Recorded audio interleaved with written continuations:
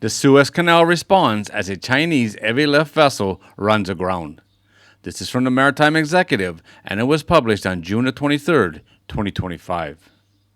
The Suez Canal Authority is highlighting its quick response to a grounding incident on Friday, June 20th, as a Chinese heavy lift vessel malfunctioned during the transit.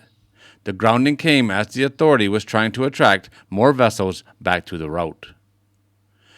The red Z1 51,969 DWT was in the southbound convoy on Friday when the Suez Canal Authority reported the vessel experienced a sudden steering failure. The vessel, which is registered in Liberia and managed by Costco Shipping, and was not loaded during the transit. She is 712 feet in length, or 217 meters, and was traveling from the Netherlands to Sudan.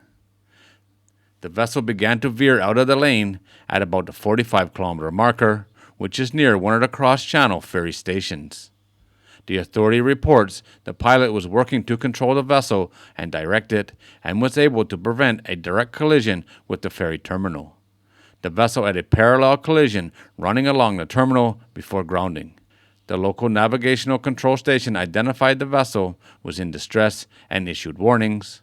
The terminal crew were able to evacuate the passengers before the Red Z reached the terminal. There were no injuries when the vessel struck the terminal and grounded. 3 tugs from the Suez Canal Authority responded. They were able to secure the grounded vessel while the crew made repairs to the steering system. After about an hour, they were able to pull the grounded vessel back into the middle of the channel and escort her into the Great Bitter Lakes, where she is now anchored waiting repairs. The vessel did suffer a small hole in her bow above the waterline.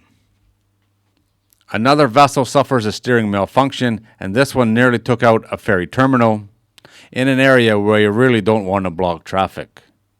Luckily, no one got hurt here. They did run aground. They put a hole in her, but nothing too serious apparently, and it is above the waterline, something that can be fixed quite easily, I would hope.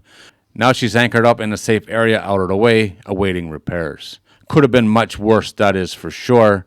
But the main thing, nobody got hurt, and they didn't sink the vessel.